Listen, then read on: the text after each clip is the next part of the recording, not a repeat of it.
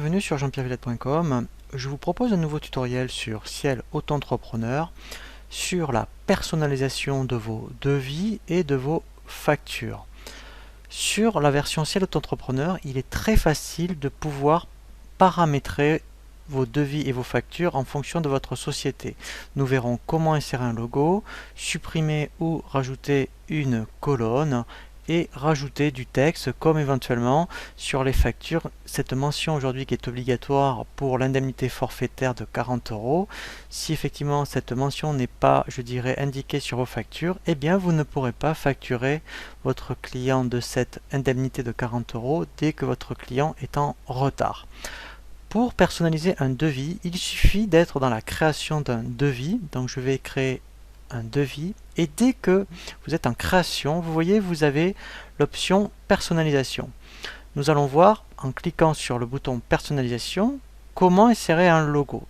Ici, on peut directement cliquer sur le bouton logo, importer une image, je dirais, de votre ordinateur. Donc effectivement, après, si vous avez votre logo sur votre disque, et bien en fait il suffit de l'intégrer et automatiquement, voilà, vous voyez, Ciel, ce qui est intéressant, c'est qu'il le redimensionne et il le place ici. Ensuite, on peut effectivement de nouveau, quand on clique sur personnalisation, rajouter ou supprimer des colonnes.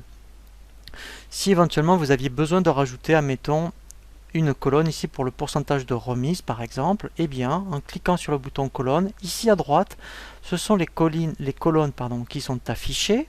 On pourrait très bien rajouter, vous voyez, remise en ligne, je fais ajouter, et ce qui est intéressant, c'est que après je peux la repositionner à l'endroit qui m'intéresse, je fais OK, et automatiquement, vous voyez, ici, elle est déjà pré-paramétrée.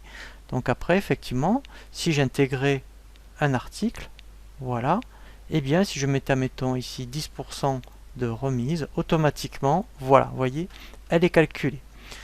Dernière chose, après dans personnalisation, ce qui est intéressant, effectivement, on peut rajouter du texte. Donc là, comme je suis dans les acomptes, si maintenant vous demandez systématiquement 30% d'acompte, et bien vous pouvez demander, ici vous pouvez intégrer le commentaire acompte 30%, voilà, à la commande par exemple. Je fais OK et fermer. Et là, on va voir où c'est que, voilà, vous voyez, il indique ici et automatiquement, si je fais, admettons, fermer, dès que, voilà, donc là, si j'enregistre les modifications, voilà, et bien en fait, ce qui est intéressant, c'est que il va garder ces modifications pour un autre devis. Voilà, donc vous voyez, j'ai modifié, voilà, je veux le garder. Et bien dès que maintenant je crée un nouveau devis, automatiquement, vous voyez, il m'a mis le libellé, il m'a gardé la colonne remise et je dirais le libellé à compte. Donc ça, c'était pour les devis. On a ensuite le même principe pour les factures. Donc quand on crée une facture, et bien effectivement, il reprend déjà tout ce que l'on a fait au niveau du devis. Et là, voilà, donc là, vous voyez, vous avez directement le libellé pour les pénalités de retard et l'escompte. Alors, si je voulais, mettons, supprimer la remise, donc je fais personnalisation.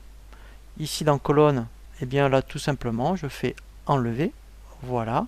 Et si je voulais rajouter cette clause, justement, pour l'indemnité forfaitaire, et bien en fait, la mention, je dirais, qui est légale, c'est celle-ci, c'est il faut écrire pour les professionnels, voilà, une indemnité forfaitaire de 40 €, voilà, pour, voilà, frais de recouvrement sera exigible. Et il faut toujours mentionner le décret, c'est donc décret, voilà, 2012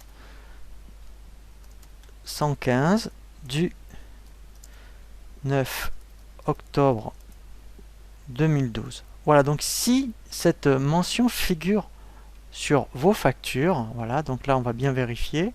Donc là, voilà, si vous voyez, vous avez bien fait figurer cette mention, vous êtes en droit après de pouvoir effectivement facturer votre client s'il a vraiment beaucoup de retard d'une indemnité forfaitaire de 40 €. Car, je dirais, cette mention, par rapport à la facture d'origine, vous sera demandé d'être bien, je dirais, indiqué sur vos factures.